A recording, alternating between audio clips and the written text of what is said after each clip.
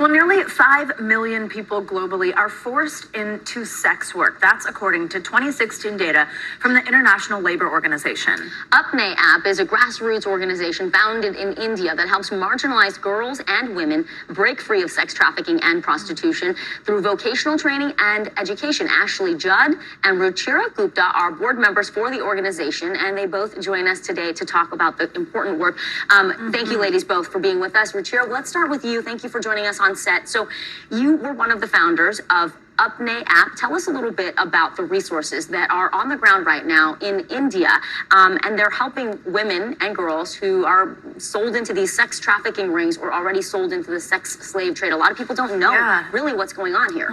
You know, my NGO Apne App works to end something called intergenerational prostitution by educating children from red light areas to get into school and helping to organize the mothers who are already trapped in prostitution by linking them to government IDs, because all of them are so marginalized, they're undocumented, and then connecting them to government entitlements like low-cost food and housing. So we have sort of an integrated, holistic approach, and we work through generations, like the way I write about in my book, I Kick and I Fly. I write how, you know, a girl has to go to school, but to go to school, she needs food. To be able to have that food, she needs access to a family which has a roof over their head and jobs which are not based on exploitation, but she needs protection. And then she needs mentors and allies and not bullies in school. So, you know, that's why what Apne Aap does is sort of reflected in my book. I help the kids out there, help the women out there, girl by girl. And Apne Aap also works to change laws, law by law in the United States, in India, and in the United Nations, so that the girls and women are not punished for being victims of sex trafficking. They're given services, and it's the men, the traffickers who are buying them and selling them, who are punished. Yeah, to take away the punishment, to take away shame, so much of that. And we're going to talk more about your book that's just out in just a moment. Ruchira, thank you so much. Ashley, we'd love to bring you in here, and thank you again for joining with us virtually here for this conversation. So first, just tell us, let's dive in more on this organization, how many women that you've all been able to help since founding in 2002. And then if you could also kind of help our audience understand what it looks like to get out of this, the obstacles faced to get out of this sex trade and get to these resources that Ruchira just explained to us.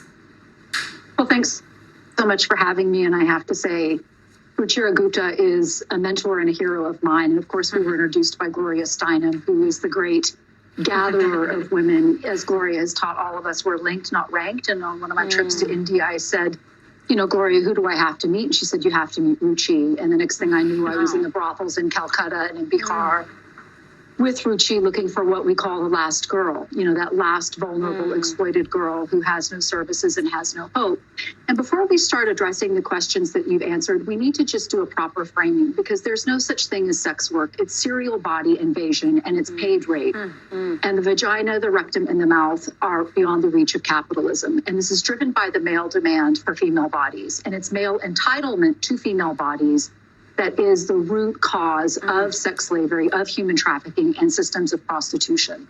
So that's the ground zero where we need to start. And as Ruchi said, she founded Apne App in 2002, and based on these Gandhian principles of helping women and girls build themselves from the inside out with self-efficacy and agency, she's been able to allow women themselves to build this internal fortification and have resistance within their own families. Like, I visited a family where there was still intergenerational prostitution happening within the multiple dwellings, but some of the girls and women themselves had resisted and were no longer being in serial body invasion and paid rape, while others were. And they were all living in this multi-dwelling facility together, and they were working it out, like, how can I not be in paid rape, but I am in paid rape?